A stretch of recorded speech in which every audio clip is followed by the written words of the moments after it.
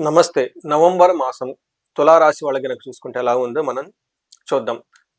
First ఈ రాశి వాళ్ళకి 2025, 26 వరకు దాదాపు ఒక బెస్ట్ టైమ్ ఈ రాశి వాళ్ళకని మనం చెప్పుకోవాలి. దాదాపు అన్ని మేజర్ గ్రహాలు వీళ్ళకి అనుకూలంగానే ఉన్నాయి. పెద్దగా ఇబ్బంది పెట్టేదైతే ఏమీ లేదు. కానీ లాస్ట్ మంత్ అంటే అక్టోబర్ మంత్, సెప్టెంబర్ మంత్‌లో కొంతమందికి ఉద్యోగాలు పోయే అవకాశం ఎక్కువ ఉందని నేను చెప్పాను. అదే విధంగా ఉద్యోగంలో ఇబ్బందులు పడేవాళ్ళు కూడా ఎక్కువగా ఉన్నారని నేను చెప్పాను.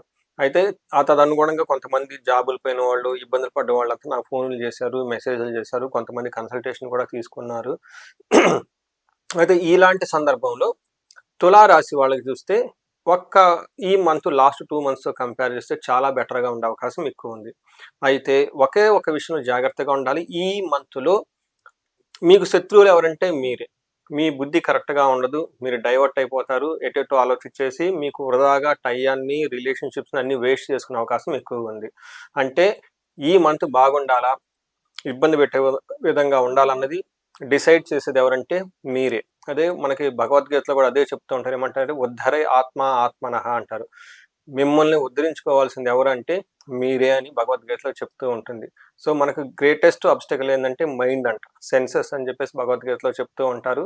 ఈ విషయాన్ని ఇప్పుడు మీకు ఎందుకు చెప్తున్నానంటే తులారాశి వాళ్ళకి నవంబర్ మంత్‌లో ఖచ్చితంగా ఇలానే జరగబోతూ ఉంటుంది. మిమ్మల్ని డైవర్ట్ చేసేది ఎవరో కాదు మీ మైండే. మీ యొక్క వీక్‌నెస్‌లు ఏమైనా ఉంటే వాటిని మీకు వేరే వాళ్ళు ఆయుధాలుగా వాడుకొని మిమ్మల్ని ఇబ్బందులు పెట్టాలని చూసేవాళ్ళు ఎక్కువ మంది ఉంటారు. హడావుడిలో అయ్యో మీరు కొన్ని మిస్టేకులు చేస్తారు. కొన్ని విషయాలకు ప్రలోభాలకు గురయ్యే అవకాశం ఎక్కువగా ఉంటుంది. దాన్ని వేరే వాళ్ళు ఏమంటారు మీ వీక్‌నెస్‌ని పట్టుకొని మిమ్మల్ని ఆడించాలని ట్రై చేస్తారు. ఫస్ట్ చూసుకుంటే ఈ నక్షత్రం వాళ్ళకి ఇందులో ఈ ఈ తులారాశిలో 3 నక్షత్రాలుంటాయి. చిత్త, స్వాతి, విశాఖ. చిత్త 2, 3 పాదాలు, విశాఖ 1, 2, 3 పాదాలు, స్వాతి 1, 2, 3, 4 పాదాలంతా మనకి తులారాశిలో ఉంటారు. మనం పేరు బలం ప్రకారం కనుక చూసుకుంటే వీళ్ళకి రా, రీ, రు, రే, రో, తా, తీ, తూ, తే అన్న అక్షరాలంతా కూడా మనకి తులారాశిలో ఉంటారు. ఈ మాసం గమనించుకుంటే 5 గ్రహాల యొక్క ఇంపాక్ట్ మీ మీద ఉంటుంది, ప్రభావం. 1 గురువు, 2 సూర్యుడు, కుజుడు, శుక్రుడు, బుధుడు. ఈ 5 గ్రహాల యొక్క ప్రభావం మీ మీద ఉంటుంది. గురువు మీకు ఇప్పటివరకు 9వ ఇంట్లో ఉండి భాగ్యాన్ని, లక్కుని ఇవ్వటం వల్ల ఈ రాశి వాళ్ళని చాలా కాపాడింది. కాకపోతే గురువు అతిచారం వల్ల 10th హౌస్‌లోకి రావటంతో మీకు ధనానికి కానీ లేదంటే ప్రొఫెషన్‌లో పెద్ద గ్రోత్ వచ్చే విధంగా అయితే ఉండదు. ఈ టైంలో మీకు ధనం వచ్చే అవకాశం ఎక్కువగా ఉంటుంది. సంపదలు వచ్చే అవకాశం ఎక్కువగా ఉంటుంది. అన్ని విషయాల్లో భోగం అంటే ఎంజాయబుల్‌గా ఉండే అవకాశం ఎక్కువ ఉంటుంది. అదే విధంగా ఛాలెంజెస్ కూడాను వచ్చిన ధనాన్ని మీరు కాపాడుకోలేరు. అలానే ఏదైతే మీకు ఫైనాన్షియల్ గెయిన్ సంపదలు మీకు వచ్చేస్తాయి వాటిని సరిగా మీరు నిలబెట్టుకోవాలని ఒక వీక్‌నెస్ కూడా మీలో ఉండే అవకాశం ఎక్కువ ఉంటుంది. మనం డీటెయిల్స్ కనుక చూస్తుంటే సూర్యుడు 2వ ఇంట్లో ఉండటంతో మన మహర్షులు ఏం చెప్తారంటే హీనత్వం, దుష్ట సంసర్గో, మనస్థాప శిరోభెద, నిష్ఫలం కృషి వాణిజ్య వ్యక్తరాశి గతౌ రవి అని చెప్తారు. అంటే సూర్యుడు 2వ ఇంట్లో ఉంటే హీనత్వం అంటే ఏంటి నీచమైన బుద్ధి కలిగే అవకాశం ఎక్కువగా ఉంది. అప్పటిదాకా మీరు సమాజంలో ఒక డిగ్నిటీగా, హుందాగా ఉన్నవాళ్ళు ఏదో చేయకూడని పనులు చేయాలన్న ఆలోచన వచ్చే అవకాశం ఎక్కువగా ఉంటుంది. దుష్ట సంసర్గో దుష్టులతో సమావాసం పడుతూ ఉంటారు. తద్వారా రిజల్ట్ మనస్తాపానికి గురయ్యే అవకాశం ఎక్కువగా ఉంటుంది. ఈ టైంలో బిజినెస్ చేసిన కృషి వాణిజ్య నిష్ఫలం అంటారు. ఈ టైంలో బిజినెస్ చేసిన, అగ్రికల్చరల్ చేసిన అందులో మీకు సరైన ఆదాయం రాక ఇబ్బందులు పడుతూ ఉంటారు. ఫైనల్గా మళ్ళా మీకేమవుతారంటే ఇతరులచే మీరు మోసగించబడతారు. ఈ స్టేట్మెంట్ చాలా ఎక్కువగా గుర్తుపెట్టుకోండి. మీకు పన్నాగం పన్నుతున్నారో, అవకాశాలు ఇస్తున్నారో చాలా మందికి ఈ టైంలో తెలవదు. చాలామంది నాకు అవకాశాలు ఇస్తున్నారు, నా అభివృద్ధి కోరుకుంటున్నారు అంటారే కానీ కొన్ని రోజుల తర్వాత తెలుస్తుంది ఇది మీ మీద కుట్ర పన్నాగం పన్నారని. సో ఇలాంటి అవకాశాలు మీకు ఉండే అవకాశం ఎక్కువగా ఉంటుంది.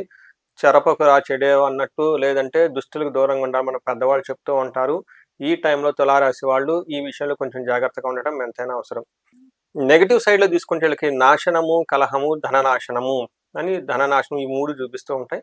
కొంచెం జాగ్రత్తగా ఉండాలి. ఇక్కడ నాశనం అంటే మీరు చేపట్టిన తలపెట్టిన ఏదైనా పని ఉంటే మధ్యలో ఆగిపోయి బ్రేక్ వచ్చే అవకాశం ఎక్కువ ఉంటుంది.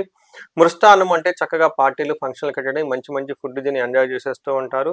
వీటితో పాటు కలహము, గొడవలు వచ్చే అవకాశం ఎక్కువ ఉంటుంది. ఎవరితో గొడవలు అంటే అన్నదమ్ముల మధ్య గొడవలు వచ్చే అవకాశం ఎక్కువగా ఉంటుంది. మీ ఓన్ టాలెంటెడ్ క్రియేటివ్ పవర్ వేరే వాళ్ళు అప్రిషియేట్ చేయక మిమ్మల్ని క్రిటిసైజ్ చేసేవాళ్ళు కూడా మీకు ఎక్కువగా ఉండే అవకాశం ఉంటుంది.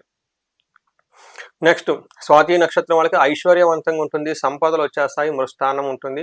నెగటివ్ సైడ్లో కలహము, గొడవలు వచ్చే అవకాశం ఉంటుంది. విశాఖ నక్షత్రం వాళ్ళకి కొంచెం జాగ్రత్తగా ఉండాలి. వీళ్ళకి ఐశ్వర్యం ఉంటుంటుంది, సంపదలు ఉంటాయి, మృష్టాన్నం భోజనం అయితే చక్కగా చేస్తూ ఉంటారు. బట్ నెగటివ్ సైడ్లో వీళ్ళకి నాశనము, కలహము, మరణము, మృత్యు భయము, నాశనము చూపిస్తూ ఉంటుంది. అంటే విశాఖ నక్షత్రం వాళ్ళు కొంచెం కేర్ఫుల్గా ఉండాలి. వీళ్ళకి అనుకున్న విధంగా ఎక్స్పెక్టేషన్స్ లెవెల్లో వర్క్ ఉండదు. మీరు తలబెట్టిన పని మధ్యలో ఆగిపోయే అవకాశం ఎక్కువగా ఉంటుంది. తద్వారా గొడవలు అవుతాయి. గొడవలు అయిన తర్వాత అసలు ఫ్యూచర్ ఉంటుందా లేదా, దీన్ని మృత్యు భయం అంటారు. సో మృతం అంటే ఆగిపోవటం, అయ్యో అసలు ఉంటుందా, లైఫ్ ఉంటుందా, పోతామా, అసలు ఏం జరుగుతుందని భయపడే అవకాశం ఎక్కువగా ఉంటుంది. ఇది విశాఖ నక్షత్రం వాళ్ళకి సంబంధించిన రిజల్ట్ అని మనం చెప్పుకోవచ్చు. విశాఖ నక్షత్రం వాళ్ళకి ఇంకొక ముఖ్యమైన విషయం జాగ్రత్తగా ఉండాలి. వీళ్ళకి కార్యహాని ఎక్కువగా జరుగుతూ ఉంటుంది. ఎందుకంటే రాహు వీళ్ళకి ఆ ప్రభావం ఉంటూ ఉండటంతో పని అయినట్లు అవుతుంది, కానీ సరిగ్గా కరెక్ట్గా పని అయ్యే టయానికి ఆ రిజల్ట్ రాకుండా మీకు ఇబ్బంది పెట్టే అవకాశం ఎక్కువగా ఉంటుంది. స్వాతి విశాఖ నక్షత్రం వాళ్ళకి సూర్యుని యొక్క ప్రభావంతో ఎవరైనా గుండె నొప్పికి సంబంధించిన వాళ్ళు ఉంటే కొంచెం జాగ్రత్తగా ఉండాలి. గ్యాస్ట్రైటిస్ వచ్చే అవకాశం ఎక్కువగా ఉంటుంది. డీహైడ్రేషన్ అయ్యే అవకాశం ఎక్కువగా ఉంటుంది. డీహైడ్రేషన్ విత్ గ్యాస్ట్రైటిస్ ఫర్దర్ జనరల్గా మనందరికి తెలిసే ఉంటుంది, హార్ట్ స్ట్రోక్ వచ్చే ఛాన్సెస్ ఎక్కువ ఉంటుంది. ఎవరైనా కనుక ఆల్రెడీ హార్ట్ పేషెంట్స్ ఉంటే ఈ మాసంలో కొంచెం జాగ్రత్తగా కేర్ఫుల్గా ఉండాలి. డైట్ తీసుకోవాలి, మార్నింగ్ వాకింగ్కి వెళ్ళండి. స్ట్రెస్ఫుల్గా ఉండే పనులు ఏమైనా ఉంటే అవాయిడ్ చేయడం చాలా చాలా మంచిది. సో ఈ రాశి వాళ్ళకి మనం చూసుకుంటే పరిహారాలు ఏం చేసుకోవాలి. ఫస్ట్ వీళ్ళకి ఉద్యోగంలో ఎవరైనా కనుక ప్రాబ్లంగా ఉంటే మన్యు పాశుపతాభిషేకం అని ఉంటుంది, ఇది ఖచ్చితంగా చేయించుకోండి. ధన ప్రవాహం లేని వాళ్ళకి స్వర్ణ లక్ష్మి విశేష హోమం ఉంటుంది. నా క్లయింట్స్ చాలా మందికి చేపిస్తూ ఉంటాను. పెద్ద పెద్ద బిజినెస్ మ్యాన్లు ఉన్నా కానీ, గవర్నమెంట్ కాంట్రాక్ట్స్ ఉన్నా, రియల్ ఎస్టేటు, ఇలా ఎక్కడైనా కనుక వాళ్ళు బిజినెస్ సోర్సెస్ సరిగా లేకపోతే దానికి విశేషమైన బిజినెస్ సోర్సెస్ లేకుంటే మల్టీ సోర్సెస్ ఆఫ్ ఇన్కమ్ రావడానికి ఈ స్వర్ణలక్ష్మి విశేష హోమం చేస్తూ ఉంటాం. రీసెంట్గా మాకున్న ఒక క్లయింట్ ఫ్రమ్ యుఎస్ఏ నుంచి వాళ్ళకి ఇండియా నుంచి వెళ్ళి సాఫ్ట్వేర్ కొంతకాలం జాబ్ చేసి సెటిల్ అయ్యి అక్కడ ఒక బిజినెస్ స్టార్ట్ చేసి అవి 40 బ్రాంచ్ల వరకు చేసుకున్నారు. సో వాళ్ళకి కొంచెం ఏలినాడ్స్ అని అవన్నీ రావడంతో బిజినెస్ డల్ అయింది. ఈ విశేష హోమం చేయించున్నాము.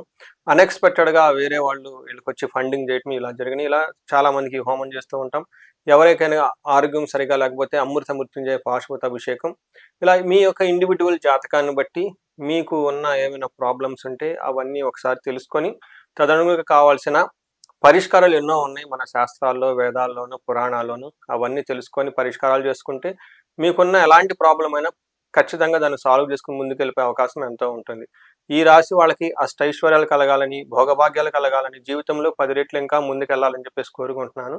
నమస్తే.